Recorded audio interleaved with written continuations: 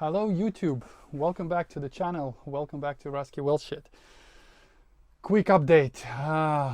Wow, I hope you enjoyed the last video actually where Danny DC2, by the way, I'll just leave a link in the description, why not? When we went to Anglesey and he took my RS4 for a little test drive. What a car, not the fastest thing on the road, but it has presence and the sound absolutely to die for. The reason why the Clio wasn't ready is because yeah, this doesn't come in two parts. The input shaft on my gearbox broke, so I had to order a new part, and basically, yeah, engine out job, gearbox completely taken apart, had to fix it, and ta-da! It's all fixed. Why is it outside? Is because we're going to Mallory Park tonight, actually. I just wanted to run a few things that I've done. I didn't want to film them because they're quite small. So obviously the gearbox has been fixed and now it's in position together with the engine. Another thing I did, as you probably remember, my reservoir for all the fluids that was on the inside, and they told me as scrutineering that you need to enclose it in a box, whatever, because it's pressurized liquids. Similar to what I've done with my oil tank. By the way, I did a full clean, full service essentially. So we changed all the oil, I changed all the brake fluids, I changed the coolant, the gearbox oil, so all the fluids have been changed. Anyways, the oil reservoir was in there. So I thought to myself, why make a box if I can just reposition it there? So I did that. So now it's in, I guess, in a proper position. Another thing that I did, actually I found it in Brands Hatch. I'm not sure, I could be wrong. I really want to know your opinion, to be honest with you. I think my fuel is getting really hot. The reason being is that for starters, my fuel tank has been made by AH Fabrication, is enclosed in a carbon box that I made, and it's lined with Nomex, so there is no air circulation around it whatsoever, like the original tank, the plastic one that is underneath.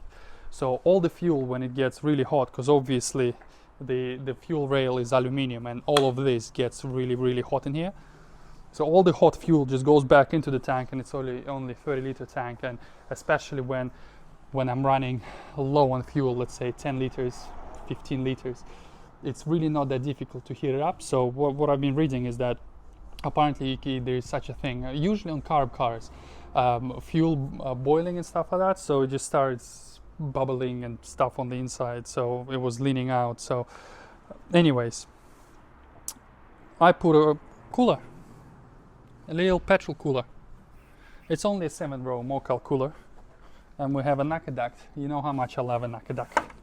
So yeah, that should theoretically help cool the fuel, and it's actually on the return line, so all the fuel that's coming from the fuel rail back into the tank goes through the little oil cooler.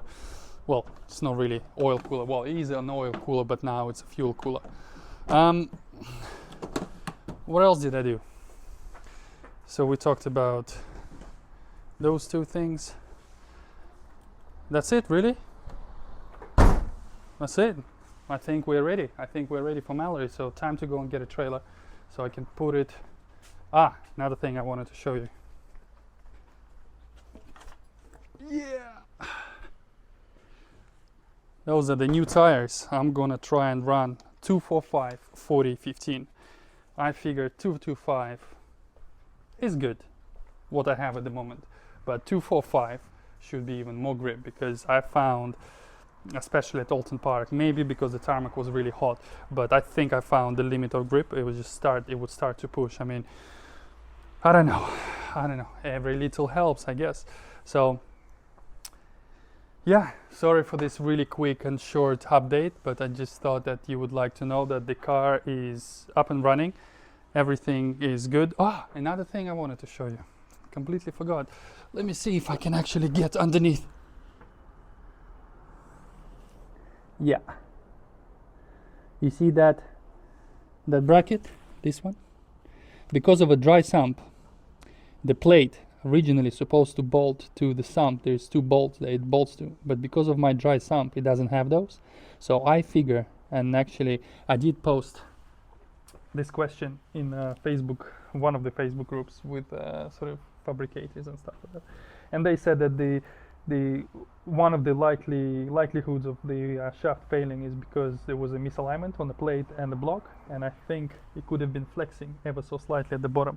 To prevent that, I made that bracket, and now theoretically, I mean obviously all of this is guesswork, all of this is theoretical, it should not flex anymore. So I'm gonna end this here, guys. I will obviously film whatever we do at Mallory and I'll upload it. So for now, have a good evening and I'll see you on the next one. Bye.